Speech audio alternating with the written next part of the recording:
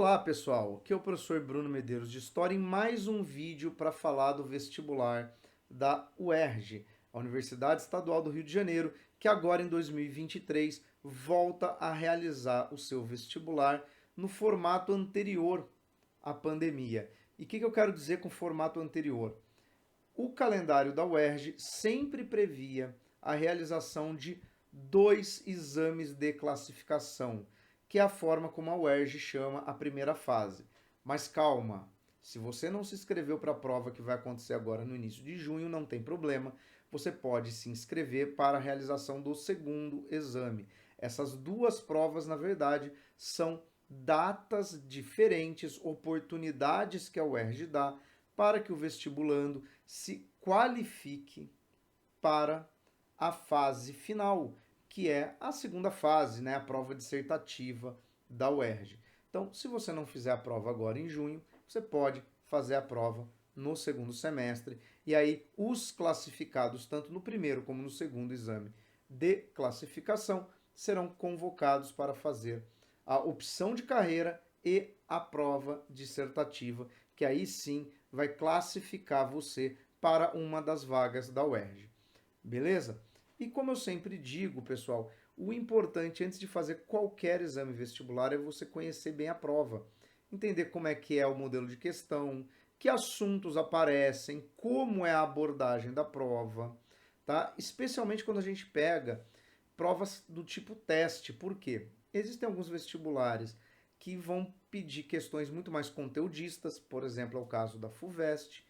Já outras provas vão muito mais para o lado da elaboração de raciocínios, de interpretação, uso de imagem, que é bem a cara da UERJ, inclusive, tá? Tem bastante questão com tabela, com textos longos para você interpretar, com gráficos, tá? Então é uma prova que tem uma característica um pouco diferente de outros vestibulares.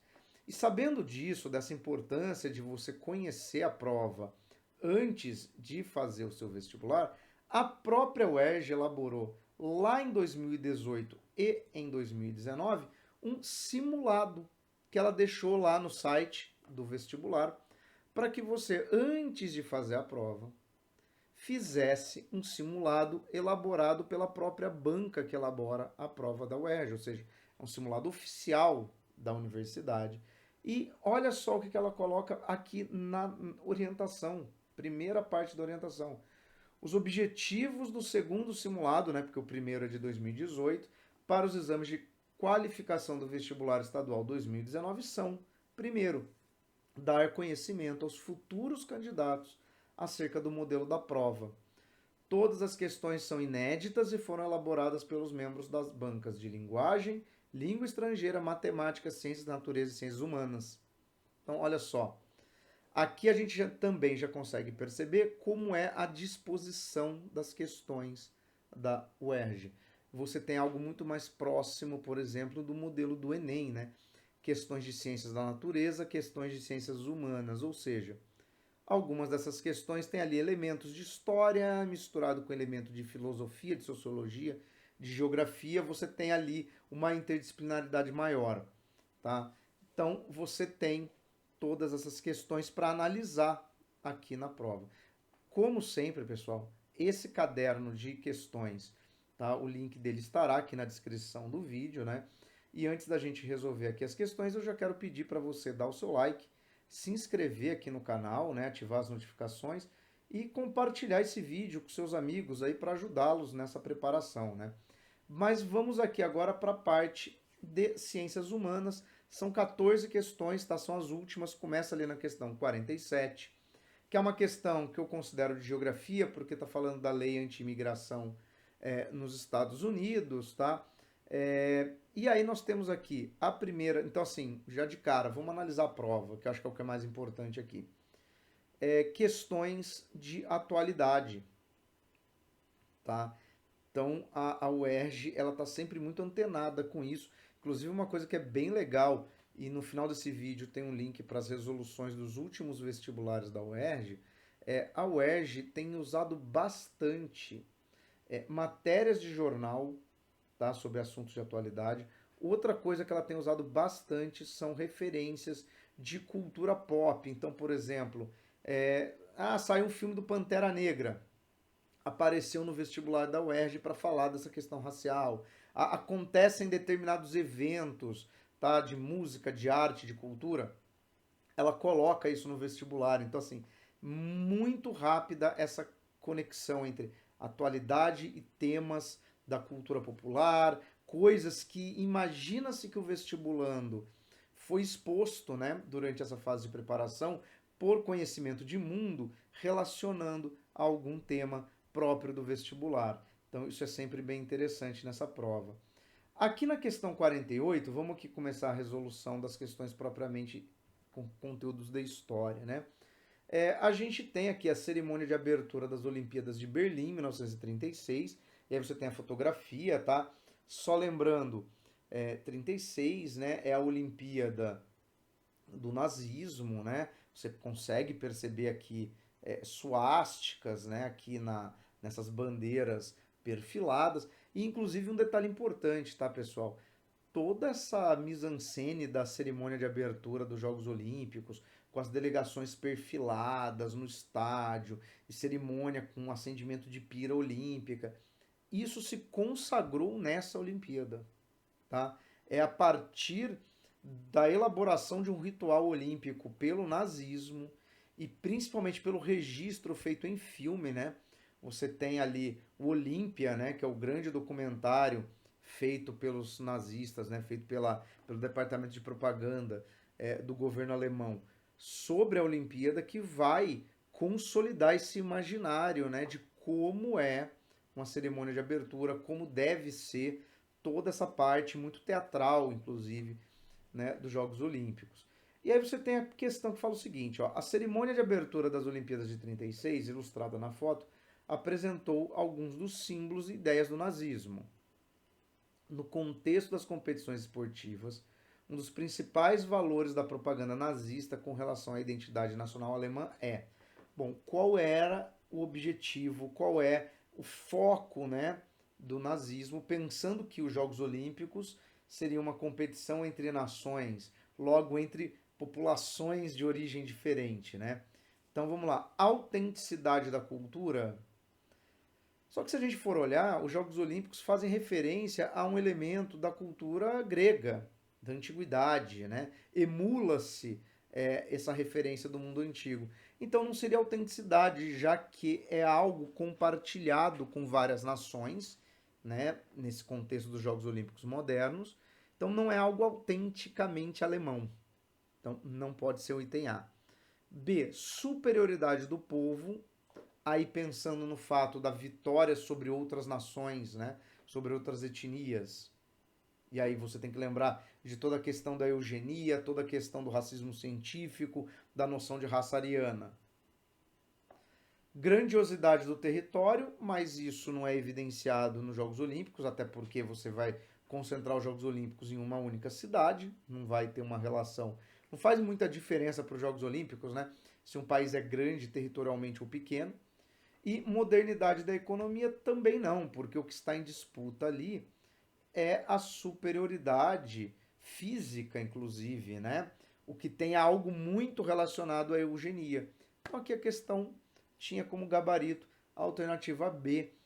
Não é uma questão difícil, né? Se você pegar ali o contexto. Então, é bem a cara do vestibular da UERJ, tá? Não são questões com nível de dificuldade absurdo não, tá, pessoal? Vamos lá, questão 49, descolonização da África. E aí você tem um mapa, tá? Lembrando que a prova da UERJ sempre é muito colorida, tá? O que facilita bastante. Então você tem aqui um mapa da África e dentro dele você repara que as cores elas se relacionam aqui à época em que cada país ficou independente. E aí repare o seguinte, tirando o Egito, Etiópia e a Libéria, tá? Todos os outros países se tornaram independentes no pós-Segunda Guerra Mundial, tá? No pós-45. Aí você tem alguns países no período ali imediatamente após a guerra, né, de 45 a 59, Marrocos, né, Tunísia, Líbia, Sudão, Gana, Guiné, e a imensa maioria após a década de 60, né, durante os anos ali 60. Então, vamos lá. Ele vai perguntar o seguinte, né? De acordo com o mapa, a maior concentração de processos de descolonização da África em determinados períodos está relacionada à seguinte conjuntura histórica, ou seja, qual é o contexto. Então, assim, é o pós-Segunda Guerra Mundial, obviamente. Mas, vamos lá, você tem hegemonia das políticas norte-americanas. Só que se a gente for pensar, vamos lá, o pós-Segunda Guerra Mundial é o período da Guerra Fria, né? O período da bipolaridade, você pode alegar isso. Mas você vai ter ali, nos anos 60, a maior parte dessas independências. E a África era tradicionalmente uma área de colonização europeia. Então, a influência dos Estados Unidos no continente africano é muito secundária. Então, né, seria bastante complicado ali. B. Bipolaridade das relações internacionais. Acredito que muita gente marcou essa porque, de fato, é o contexto global mais amplo do pós-Segunda Guerra Mundial. Mas não responderia muito bem aquela questão dos países que ficaram independentes antes de 45. Então, tem algo ali que teria que contemplar isso. Globalização das economias regionais também não, porque você não tem o surgimento de nenhum tipo de área de livre comércio, de grande acordo, de globalização da África, mas você tem ali no item D crise das metrópoles europeias. Pessoal, essa resposta aqui é bastante genérica, na verdade, mas é se a gente pensar o seguinte: a maioria das colônias africanas pertencia ou ao Império Britânico ou à França. São dois países bastante afetados pelos acontecimentos da Segunda Guerra Mundial. Então, assim, a relação dessas independências há um enfraquecimento político e militar desses países. Tanto no contexto da guerra, por exemplo, se você pensar que durante a guerra o foco, né, você tem uma retirada de militares das colônias justamente para combater na Europa, ou seja, você tem um afrouxamento, né, do domínio colonial e na sequência você tem uma série de movimentos que vai usar justamente essa condição de que as colônias não tinham mais tanto controle, né, da sua metrópole para iniciar processos de independência. Óbvio que tem a ver com uma série de questões ideológicas, né? O aprofundamento do discurso de autodeterminação dos povos, né? Interesses, né, externos em que a África fosse explorada por outras potências econômicas. Você tem também uma certa penetração de um discurso socialista ressignificado em algumas regiões da África, que associam, né, o elemento anti-imperialista. Portanto, né, o se tornar independente passa a ser um discurso muito forte, embora não tenha nada de socialismo estruturalmente nos governos que vão se organizar a partir desses movimentos, mas você tem isso. Agora, de todas, a melhor alternativa de fato é a D. Por quê? Porque ela resume de forma mais óbvia aquilo que acontecia na maioria desses países, né? Que era uma incapacidade das suas antigas metrópoles preservarem seus domínios coloniais. Então, também aqui está um elemento bastante clássico, né, das questões de vestibular. E aqui, ó, questão 50, ó. A terceira segunda-feira de janeiro é o dia oficial para a recordação de um dos mais famosos líderes da luta pelos direitos civis e direitos humanos e pela paz, Martin Luther King. Em sua criação em 1986, um número limitado de estados da Federação Norte-Americana adotou o feriado. Na Carolina do Norte e na Carolina do Sul, por exemplo, houve objeções. Somente no ano de 2000 o feriado passou a vigorar em todo o país. Então vamos lá.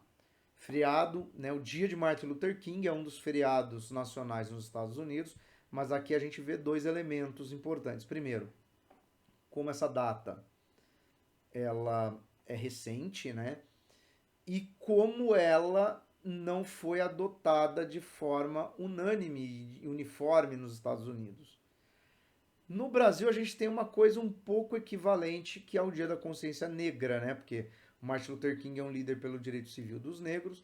No Brasil, a gente tem o Dia da Consciência Negra, que, embora seja uma data nacional, também não é um feriado nacionalmente cumprido. Por quê? Porque no caso do Brasil, cada município decide se coloca ou não esta data no seu calendário. E agora vamos pensar uma coisa muito óbvia. Um feriado que faz referência a uma liderança negra que lutou contra políticas de segregação, no caso de Martin Luther King. No caso do Dia da Consciência Negra, um feriado, uma data que simboliza a questão das lutas, né, da consciência, da preservação de uma cultura afro-brasileira no caso do Brasil. Relutância em adotar essa data indica o que, pessoal? Porque vamos lá. O estabelecimento de feriados é uma decisão política e se relaciona com as particularidades históricas e culturais das sociedades. Sim.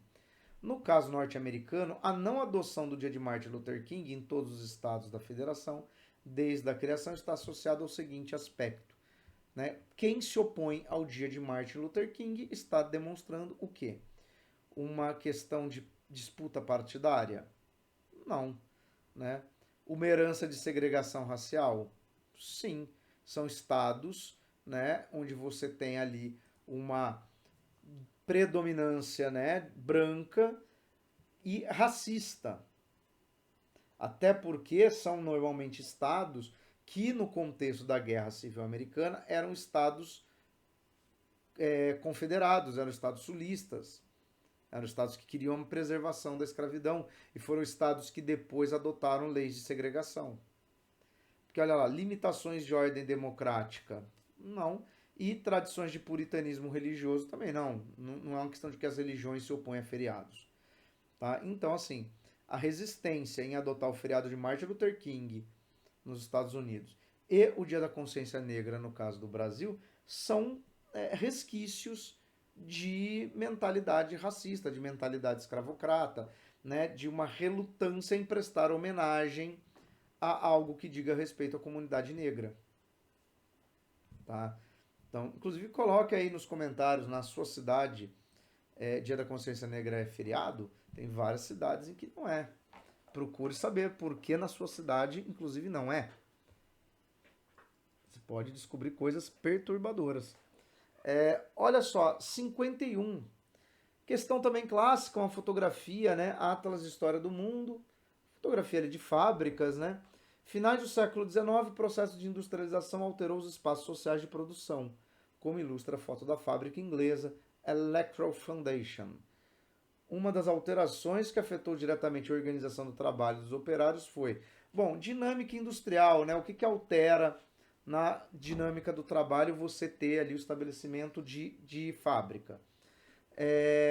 Então vamos lá, ó. Divisão das tarefas especializadas, clássico, né? Segregação dos espaços produtivos, expansão da qualificação profissional ou hierarquização de habilidades artesanais.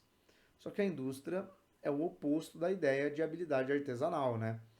Expansão de qualificação não, porque você vai ter a especialização, o que na verdade, do ponto de vista do artesão, é uma diminuição da qualificação, né?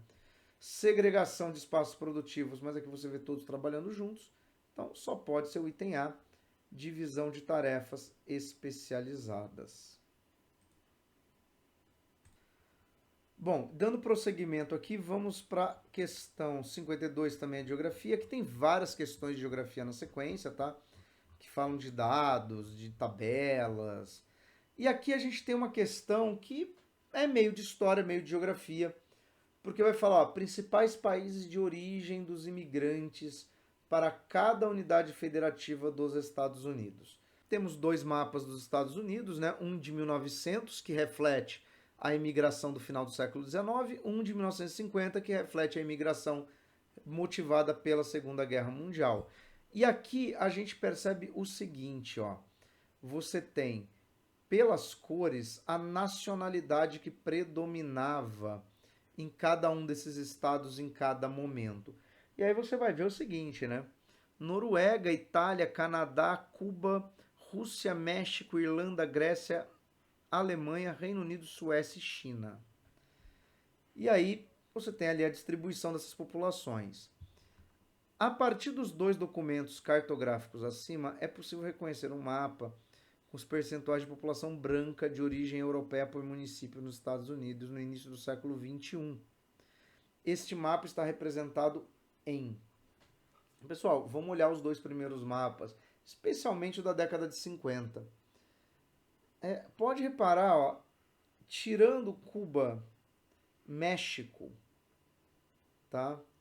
E China, que é este azul aqui, ó, esse azul, né?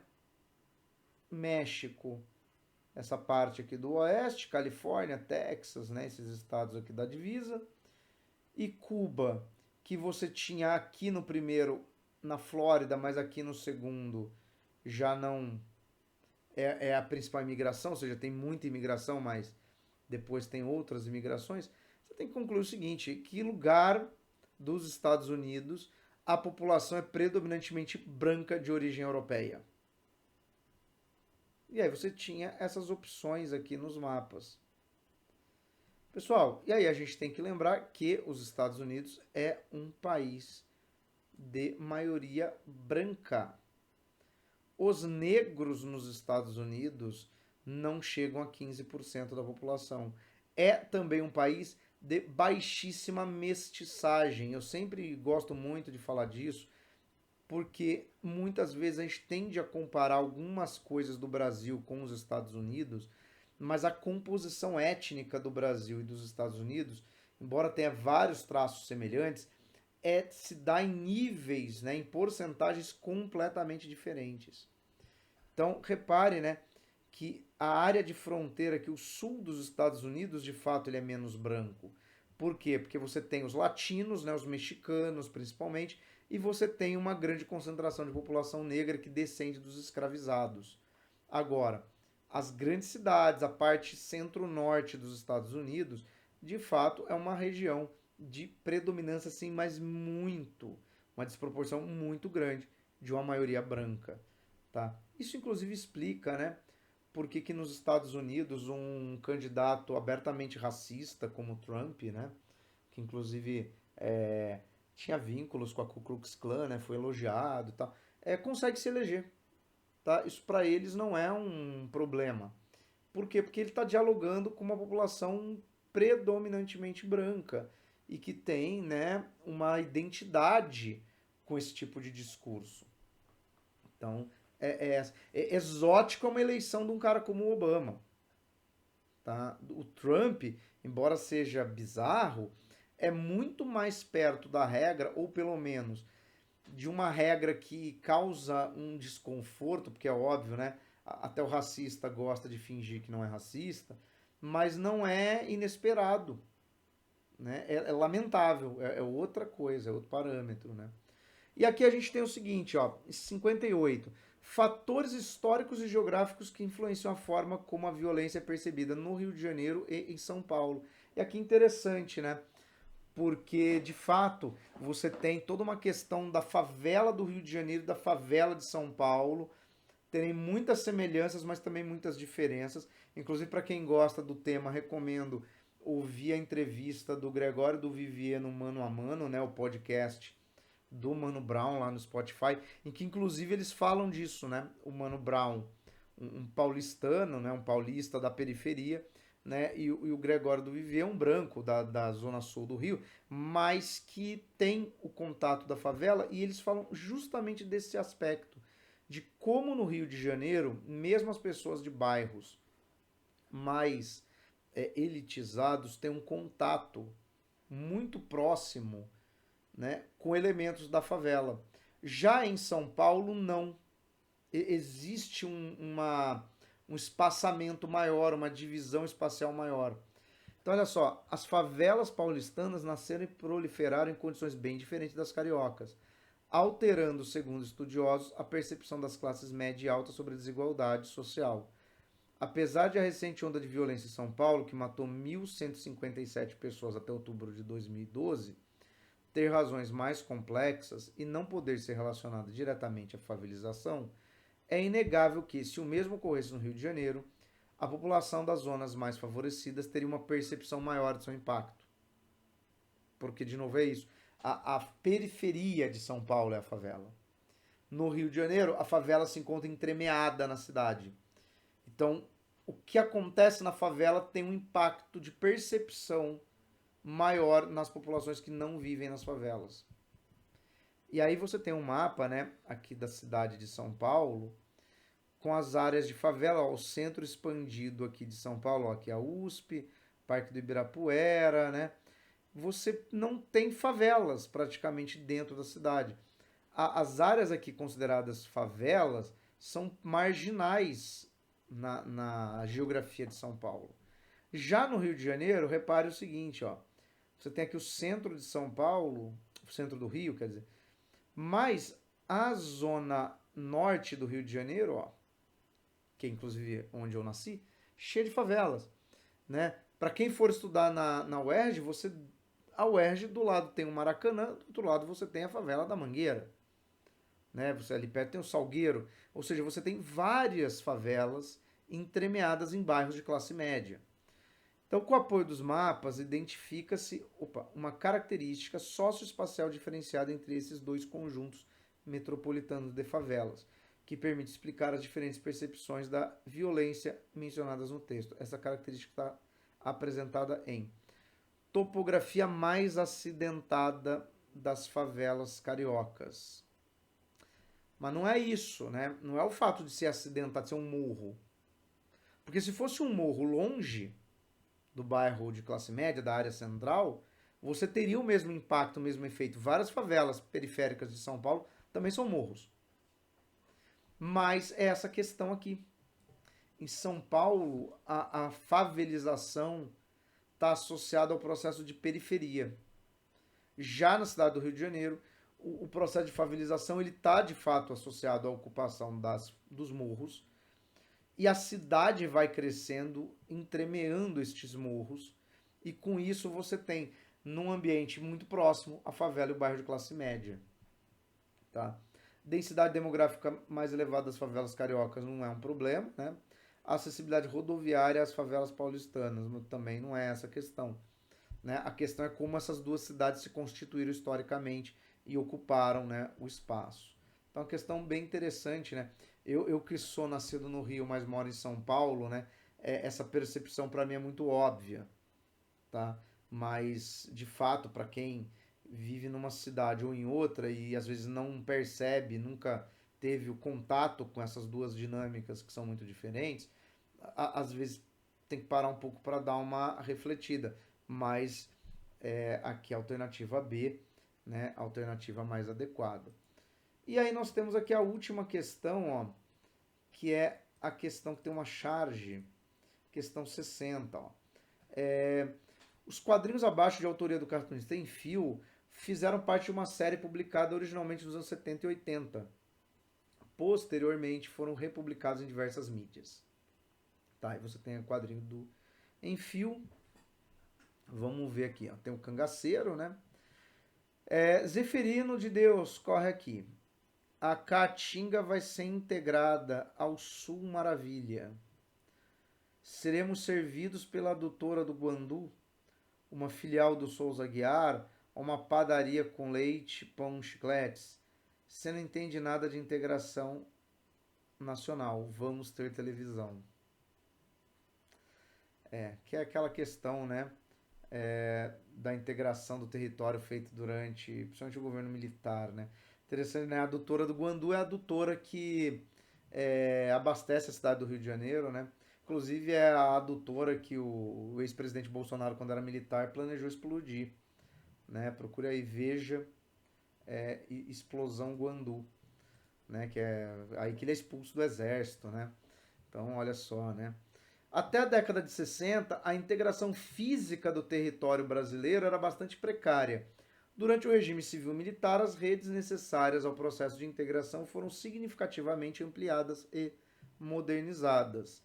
Nos quadrinhos de Enfio faz referência aos seguintes elementos contraditórios desse processo: privatização do serviço público e a redução dos recursos investidos. Não, ele não está falando da privatização de nada, né? Difusão de programas educativos e padronização das culturas regionais. Mas, de novo, que programa educativo tem aqui? Só se for o Telecurso 2000 pela TV, né? Expansão dos setores comerciais e a contração dos mercados consumidores. Mas aí você tinha que ter ilustrado a chegada, sei lá, de uma rede de supermercado, um shopping, algo do gênero, né? Articulação de sistemas técnicos e manutenção de desigualdades econômicas. Bom, articulação de sistemas técnicos em que sentido? Você vai expandir redes de telecomunicações, mas você vai manter desigualdade econômica, por quê? Porque essa região vai continuar sendo pobre, né? Então, quer dizer, você leva a modernidade até a Caatinga, né, até o sertão, mas não tira os problemas econômicos da Caatinga, o que torna, né, essa modernidade de fato muito contraditória. Então, pessoal, esse aqui foi o simulado que a UERJ tinha disponibilizado em 2019. Espero que ajude a perceber aí alguns elementos de como que é a estrutura das questões. Não sei se vocês repararam, mas uma tendência enorme a questões de história bem contemporânea. Então, ali pós Segunda Guerra Mundial, né, principalmente essa parte de articulação entre países, entre nações, questão econômica, sempre tem alguma questão que fala ali da década de 60, 70 no Brasil. Então, é um perfil de vestibular que aborda história mais contemporânea. Fora isso, pessoal, deixa aí sua dúvida e aqui você tem o link para outras listas em que você tem vídeo de revolução. Nossa senhora, ficou uma merda.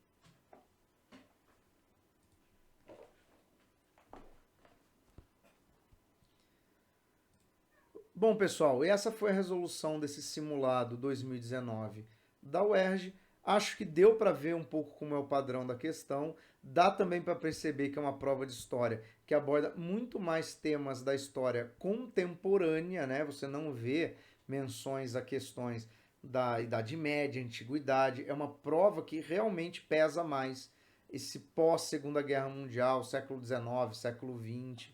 Então, é essa a grande dica aí para a prova da UERJ. E aqui do lado você tem a playlist com as resoluções das últimas provas de exame classificatório da UERJ.